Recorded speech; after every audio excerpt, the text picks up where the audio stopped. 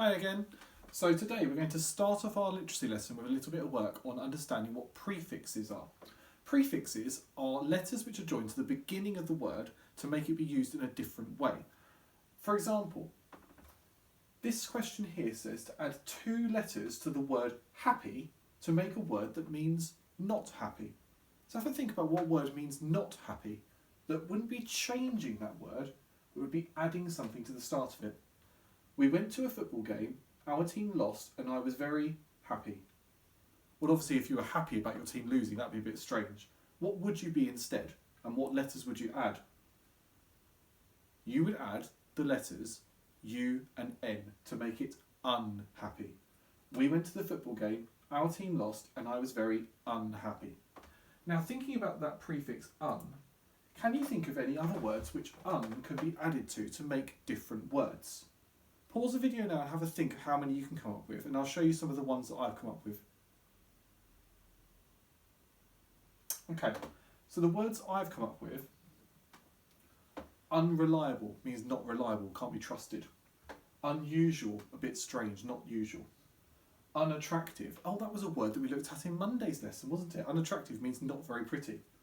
Unhappy, that was in the question. Unhelpful, if somebody's not very good at doing something, they might be quite unhelpful. Unwell means not feeling very good. Unable means you're not able to do it, you can't do it. Untidy means that it's not organised and tidy. And unpopular means that it's not very well liked. Popular means it's liked by people, unpopular is the opposite. Do you notice how un changes it so it's an opposite every time? So if you're using the prefix un in a word, it means you're thinking about something which is the opposite to the main part of the word. Okay, let's move on to the main part of today's lesson. Today, we're going to be seeing if we can use coordinating and subordinating conjunctions. We've done quite a bit of work on this, but hopefully today we'll be able to use some really good conjunctions to make some great sentences. Have a flick through the success criteria. We're going to see if we can use the correct punctuation in simple sentences. We're going to see if we can use a coordinating conjunction.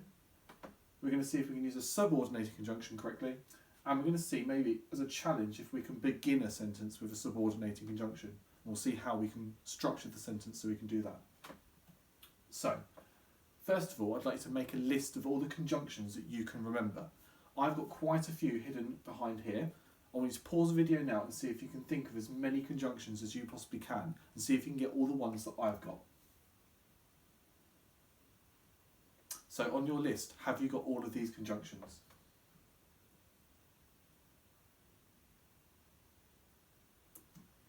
Or, and, but, when, if, which, that, because, so, even though, although, since, while and after. How many of my ones did you have? Did you have any extra ones?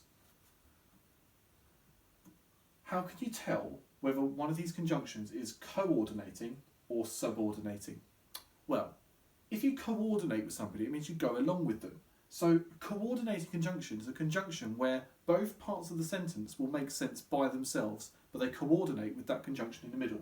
So conjunctions such as or, and but are usually coordinated conjunctions. Some of these other conjunctions can be used in a coordinating manner. The word because can sometimes be a coordinating conjunction, but sometimes it can be subordinating. So a subordinating conjunction means that when you put a conjunction there, one part of the sentence would make sense by itself, but the other part of the sentence would not make sense by itself. That makes it subordinating. It's sub. It means it's less important than. So all of these conjunctions can usually be used in a subordinating way to make complex sentences. So let's have a look at this sentence here. Now I've put Mrs. Twit was an ugly creature. If I put a full stop at the end of that, it would make sense by itself.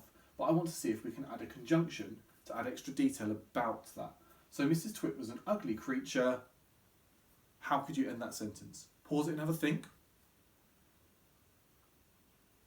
I think I would use probably my favourite conjunction, because. Mrs. Twit was an ugly creature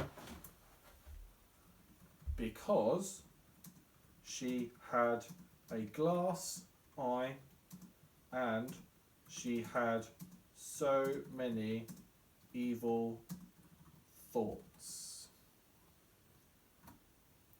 So I've used the conjunction because to add extra detail. I've also used another conjunction and because I was adding an extra bit of information. So I've used a subordinating conjunction and I've also used a coordinating conjunction in that sentence there. Let's look at the next one. This time we're going to use our conjunction at the beginning of the sentence. When you think of conjunctions, you think of joining, don't you? And having a conjunction at the beginning of the sentence still joins two ideas together. Something Mr. Twit painted hug-tight glue on the branches, the birds got stuck. Well, that was when he did it, wasn't it? So I could start my sentence with the word when. When Mr. Twit painted hug-tight glue onto the branches, the birds got stuck. Do you notice that when I use my conjunction at the beginning of the sentence, it makes part of the sentence not make sense by itself because of the comma? The first bit, when Mr. Twit painted hug-tight glue on the branches. If I finish my sentence there, it wouldn't make sense by itself. The birds got stuck. That would make sense by itself.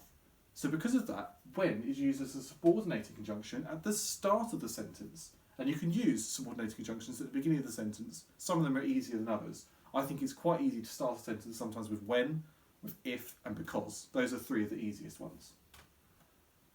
So for your task today, I'd like to see how you use conjunctions to extend sentences about Mr. and Mrs. Twit. On DB Primary, there is a piece of work to download to complete sentences containing conjunctions and then to see if you can create your own sentences using those different conjunctions. When you finish that work, come back to this video and have a look at the open. So today we were using conjunctions, that was our objective. Presentation and effort again is 1, 2 or 3 ticks depending on how well you've done. And then thinking about our next step. Did you use correct punctuation? Have a check through now and see if you did that. Did you use a coordinating conjunction correctly, like and, but, or, maybe because? Did you use any other subordinating conjunctions correctly? And did you have a go at beginning a sentence with a subordinating conjunction? Did it make sense? If it did make sense, fantastic. That's a real achievement because then that varies your sentence structure and actually makes your work a lot more interesting. I'd love to see some of your sentences. If you could either take photos of it and upload it to DB Primary or type it into your blog, that would be absolutely brilliant.